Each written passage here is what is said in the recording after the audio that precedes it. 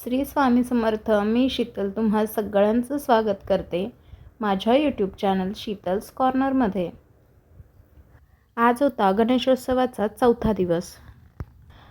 आज शनिवार होता, त्यामुळे वासंतीताईंना ऑफिसला सुट्टी होती.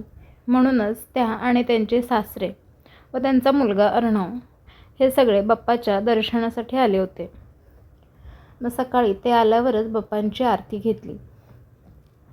बाप्पांची आरती करून झाली. अर्चितची अत्तू अर्चितला असं घेण्याचा प्रयत्न करत होती, पण त्याला मम्माकडेच यायचं होतं. त्यानंतर आलेल्या पाहुण्यांसाठी आलू टिक्की चाट करायचं ठरवलं. मी अगोदरच बटाटे वगैरे उकडून घेतले होते. म्हटलं ते लोक आले की गरमागरम टिक्की करता येतील आणि मग गरमागरम चाट सर्व करता येईल. सुरुवातीला मी फक्त त्यांच्यासाठी पहिल्या बॅचसाठी 2च बटाटे किसून घेतले होते. त्यानंतर किसलेल्या बटाट्यामध्ये थोडीशी जिरेपूड, थोडीशी धणेपूड, थोडासा चाट मसाला आणि तांदळाची पिठी टाकून थोडंसं मीठ टाकलं आणि सगळं मिक्स करून घेतलं. 2-3 लसूण पाकळ्याही किसून घेतल्या होत्या. त्याच्यावरती थोडंसं लाल तिखट, इथे मी बेडगी मिरचीचं तिखट वापरलं होतं. त्यानंतर हे सगळं मळून घ्यायचं आणि याचे छान छोटे छोटे गोळे करायचे, जशी आपली टिक्की असते त्या पद्धतीने. सुरुवातीला पहिल्या बॅचसाठी मी साधारण 4 टिक्क्या बनवून घेतल्या होत्या आणि म्हटलं अगोदर ही पहिली बॅच फ्राय करून घ्यावी आणि मग बाकीच्या टिक्क्यांची तयारी करावी. सो मग पहिली बॅच मी फ्राय करून घेतली आणि त्यानंतर बाकीचे टिक्के करत होते. फ्राय करायला आबोली मदत करत होती, त्यामुळे मग ती म्हटली मी फ्राय करून घेते, तोपर्यंत तू बाकीचं बॅटर तयार कर. मग जोपर्यंत ह्या 4 टिक्क्या फ्राय होतात मी बाकी सगळे बटाटे किसून घेतले आणि त्यामध्येही सेम सगळी प्रोसेस करून त्याचंही छान पीठ मळून घेतलं आणि त्याच्याही टिक्क्या बनवून घेतल्या. त्या लोकांना लगेच जायचं होतं, म्हणून मग म्हटलं पहिल्या 4 या तरी करून घ्याव्या, म्हणजे मग पुढची बॅच तळेपर्यंत यात खाऊन होतील. पहिली बॅच झाल्यानंतर मी लगेचच दुसरी बॅच माझी रेडी झाली होती. मग पहिली बॅच फ्राय करून झाल्यावर दुसरी बॅच लगेचच मी त्याच तव्यामध्ये टाकली फ्राय करायला आणि तोपर्यंत पहिल्या बॅचच्या टिक्क्यांच्या छान चाट भरून घेतली.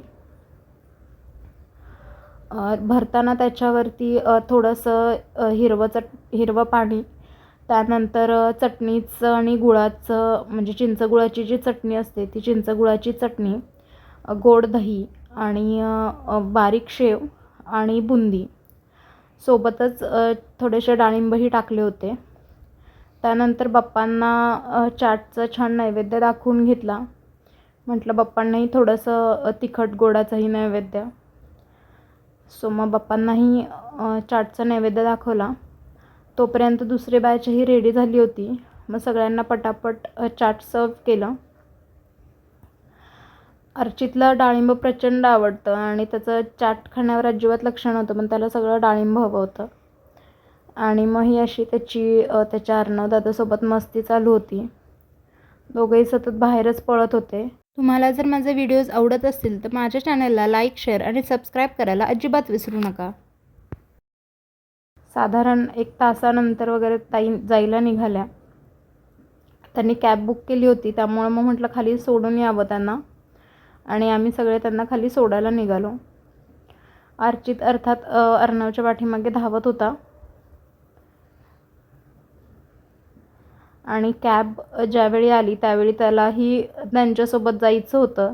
लहान मुलं जनरली कोणी असं निघालं की लगेच मागं लागतात आणि त्याचा इतका हिरमोड झाला होता, खूप रडवेला चेहरा झाला होता. मग त्याला समजावण्यासाठी शेवटी मी पण त्यांच्यासोबत थोडं गेटपर्यंत गाडीत बसून गेले आणि मग नंतर पुन्हा त्याला घेऊन घरी आले. पण त्यानंतरही त्याचा मूड फारसा ठीक नव्हता, म्हणून मग थोडंसं गार्डनमध्ये जाऊया म्हटलं आणि आबोली, मी आणि अर्चित आम्ही तिघंही गार्डनमध्ये गेलो. पण गार्डनमध्ये आज प्रचंड ऊन पडलं होतं. बऱ्यापैकी सगळे खेळणी गरम झाली होती. त्यामुळे मग म्हटलं फार वेळ उन्हातही नको खेळवायला त्याला. तिथूनच मग सोसायटीच्या बाप्पाच्या इथून येत असताना ही रांगोळी दिसली. खूप छान आणि मोठी अशी रांगोळी काढली होती. त्यानंतर घरी आलो, दुपारची जेवणं झाली आणि संध्याकाळच्या बाप्पांच्या प्रसादाच्या तयारीला लागले. आणि इथं मी फार मोठी चूक केली. कॅमेरा वगैरे सगळं सेट केलं होतं आणि मला वाटलं की मी व्हिडिओ ऑन केला आहे आणि मी इथे आज फिरणी बनवली होती बाप्पांच्या प्रसादासाठी आणि माझ्या नंतर लक्षात आलं की मी कॅमेराच ऑन केला नव्हता. त्यामुळं फिरणीची प्रोसेस ही व्हिडिओ शूट झालीच नाही. म्हटलं ठीक आहे, काही हरकत नाही, परत कधीतरी मी पुन्हा एकदा स्पेशली फिरणीची रेसिपी शूट करेन. मग संध्याकाळी छान बाप्पांची आरती झाली आणि आरती झाल्यावर बाप्पांना छान फिरणीचा नैवेद्य दाखवला. खरं तर फिरणीला डाळिंब टाकत नाहीत, परंतु मी थोडंसं गार्निशिंगसाठी माझ्याकडे सोललेले ऑलरेडी होते डाळिंब, म्हणून मग थोडेसे टाकले. आणि उद्या गौरी आवाहन आहे. खरं तर माझ्याकडे गौरी नसतात, पण तरीही मी गौरींना जो भाजी भाकरीचा नैवेद्य दाखवला जातो तो नैवेद्य बनवते. सो मग हे शापूची भाजी आणि काळे घेवडे घेऊन आले होते. भाजीमध्ये थोडे काळे घेवडे टाकले की छान लागतात. सो मग सगळी तयारी करून घेत होतो आणि अर्थात अर्चितची ही अशी मदत करणं सुरू होतं. खरं तर त्याला असं जर सोलून दिलं तर तो व्यवस्थित त्यातले दाणे बाजूला काढतो आणि इंटरेस्टिंगली हे सगळं करत असतो. त्यानंतर संध्याकाळची जेवणं वगैरे झाली की थोडंसं म्हटलं खालून चक्कर मारून यावी आणि सोसायटीच्या बाप्पाचंही दर्शन घेऊन आलो.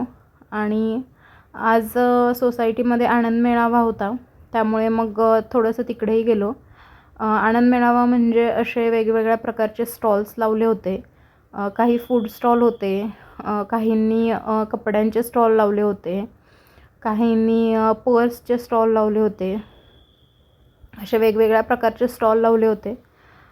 खरं तर माझी इच्छा होती स्टॉल लावण्याची, परंतु अगेन अर्चितमुळं मला यासाठी एवढं 4-5 तास कंटिन्युअस देणं पॉसिबल नव्हतं. त्यामुळं म्हटलं ठीक आहे, चला पुढच्या वर्षी तो थोडासा मोठा होईल त्यावेळी मग आपण हे करूया.